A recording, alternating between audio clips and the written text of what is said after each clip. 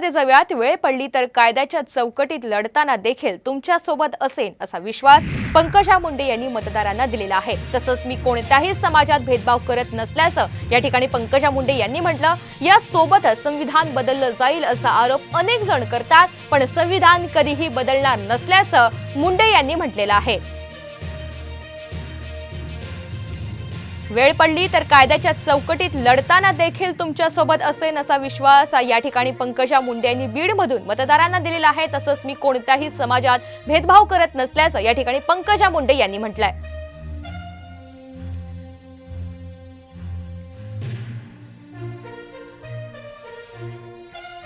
कोणी आला तुमच्यामध्ये तर मी त्यांच्या समोर उभी राहीन। गोपीनाथ मुंडेची लेख आहे। वंचितांना आणि ज्यांच्याकडे शक्ती नाहीये त्यांना शक्ती देण्याचं काम या माध्यमातून मी केल्याशिवाय राहणार। काहीतरी आपण प्रचार करायचा, संविधान बदलणार। अरे कशाला संविधान बदलणार आहे? कोणी संविधान या देशाचं बदलणार नाही।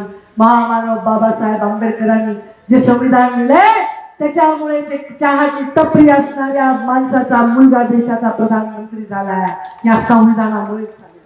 मी कधीच कुठल्या समाजाला अंतर दिलं नाही, कधीच कुठल्या समाजाला शिवाय देण्यासाठी मी कुठला मंच वापरला नाही, कधीच दोन जातीला एकमेकांच्या अंगावर भिडवण्यासाठी माझ्या राजकारण नव्हताच नाही।